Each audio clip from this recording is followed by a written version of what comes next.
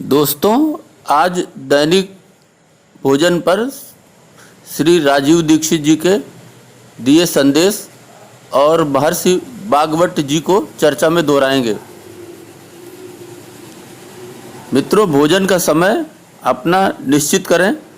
ऐसा नहीं कि कभी भी कुछ भी खा लिया। इस शरीर में जठर है, उससे अग्नि प्रदीप्त होती है।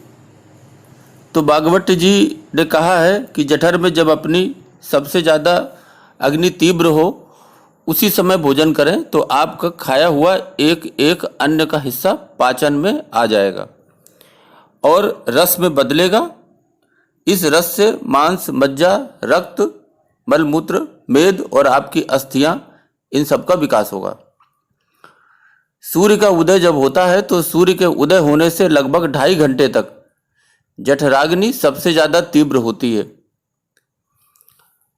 भागवत जी कहते हैं कि सुबह का खाना सबसे अच्छा है, इसलिए इसे सबसे ज़्यादा खाना चाहिए।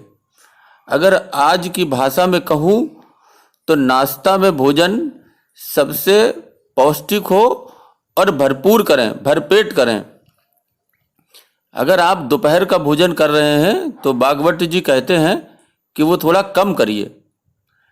नाश्ते के समय का किए हुए भोजन से 1/3 कम कर दीजिए और रात का भोजन जब आप करें तो वो दोपहर के भोजन से 1/3 उसमें कम कर दीजिए। आप चिड़ियों को देखें, सवेरे सुबह निकलते ही उनका खाना शुरू हो जाता है और भरपेट खाती हैं और पेट भर खाती हैं।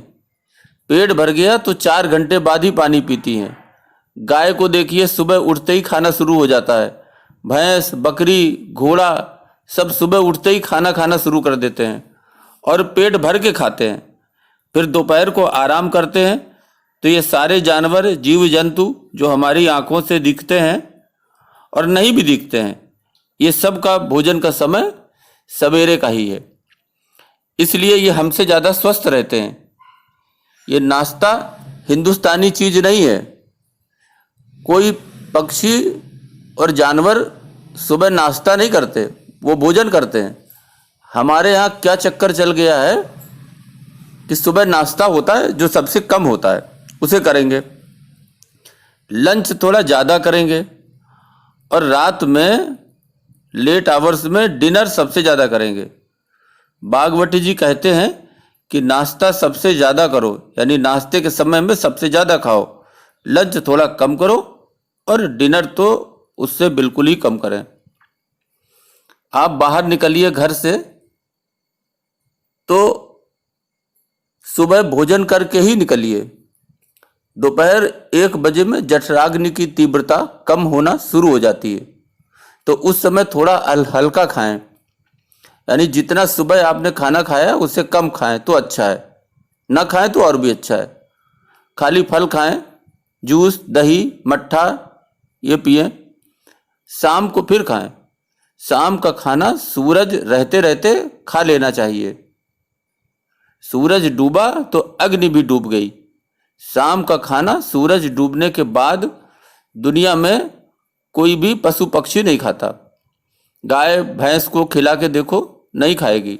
बकरी गधे को खिलाओ, देखो, नहीं खाएगा। हाँ, इंसान जरूर खाता है। केवल निशाचर रात में चलने वाले, निशा माने रात और चर माने चलने वाले, रात में चलने वाले और जागने वाले और पूरा दिन सोने वाले प्राणी ही रात में खाते हैं, जैसे चमगादड़। मनुष्य की गिनती इनमें नहीं है। दिन के अंतिम भोजन में और सुबह के भोजन में 16 घंटे का अंतर रखें, ताकि शरीर को भोजन पचाने के साथ अपनी हीलिंग करने का भी समय मिल जाए, जिसमें वो अपनी हीलिंग कर सके। 2 तरह की चीज़ें खाई जाती हैं। पहली है रस युक्त, जिनका हम मिक्सी से रस निकाल सकते हैं, जैसे टमाटर, तरोई, खीरा आदि, जिसका आटा नहीं पिसता। दूसरी रस मुक्त, जैसे चावल, दाल, जिसका हम आटा भी बना सकते हैं। अपने भोजन को 70% ऐसे खाद्य पदार्थों से बनाएं जो रस युक्त हों और 30% रस मुक्त से तैयार करें।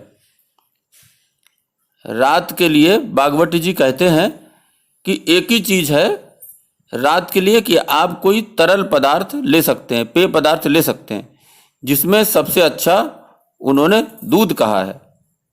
तो मित्रों, अगर इस तरह से आप अपने आहार को बनाएंगे तो आप स्वस्थ रहेंगे, बीमारियों से दूर रहेंगे। ऐसा आप करें। अभी के लिए बस इतना ही। धन्यवाद।